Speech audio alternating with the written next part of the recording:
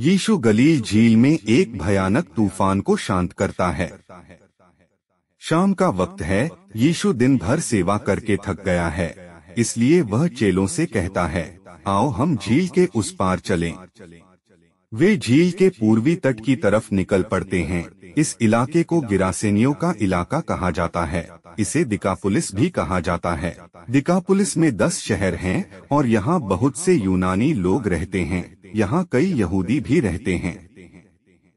जब यीशु और चेले कफरनहूम से निकल पड़ते हैं तो उनकी नाव के साथ दूसरी नावें भी जाती हैं। यह इतना लंबा रास्ता नहीं है, क्योंकि गलील झील करीब 21 किलोमीटर लंबी और 12 किलोमीटर चौड़ी है। यह ज्यादा गहरी भी नहीं है। यीशु एक परिपूर्ण इंसान है। उसमें अपरिपूर्ण इंसानों से ज्यादा दमखम है। फिर भी वह बहुत थका हुआ है।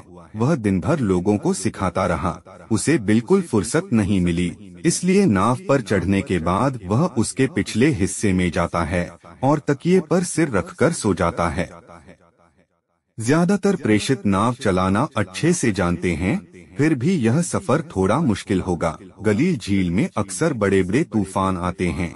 झील पर हवा बहुत गर्म होती है और जब पास के पहाड़ों से ठंडी हवा बहकर नीचे झील पर आती है तो वहाँ अचानक हलचल होने लगती है और भयानक तूफान उठता है।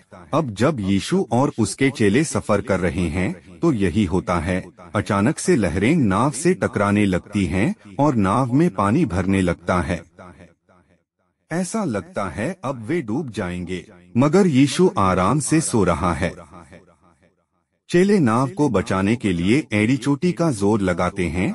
उन्होंने पहले भी कई तूफानों का सामना किया है, लेकिन यह तूफान इतना खतरनाक है कि उनका कोई जोर नहीं चल रहा। चेले यीशु को जगाते हैं, प्रभु हमें बचा, हम नाश होने वाले हैं। चेले डर जाते हैं कि अब वे बचेंगे नहीं। जब यीशु उठता है तो प्रेषितों से कहता है, अरे कम विश्वास रखने वालों, तुम क्यों इतना डर रहे हो? फिर वह आंधी और लहरों को हुक्म देता है, शश, खामोश हो जाओ। आंधी थम जाती है और झील पर सन्नाटा छा जाता है। मरकुस और लूका ने अपनी किताब में पहले यह लिखा कि यीशु कैसे आंधी को शांत करता है। इसके बाद उन्होंने लिखा कि यीशु अपने चेलों से कहता है कि उनमें कितना कम विश्वास है। जरा सोचिए, चेले कैसे दंग रह गए होंगे। कुछ ही देर पहले तूफान की वजह से झील में कोलाहल मच गया था। अब अचानक एक ही पल में सब कुछ थम गया। गरजती लहरें बिल्कुल शांत हो गईं। चेलों में अजीब सा डर समा जाता है और वे एक दूसरे से कहते हैं, आखिर यह कौन है? आंधी और समुंदर तक इसका हुक्म मानते हैं। फिर वे झील के उस पार सही सलामत पहुंच जाते हैं। उनके साथ जो दूसरी नावें निकली थीं, वे शायद पश्चिमी तट पर वापस लौट गई हैं। परमेश्वर के बेटे के पास कितनी शक्ति है। वह भयंकर तूफान को भी रोक सकता है। जब वह धरती पर राज करेगा तो आंधी तूफान जैसी विपत्तियों का खतरा नहीं होगा। सब लोग चैन से जिएंगे।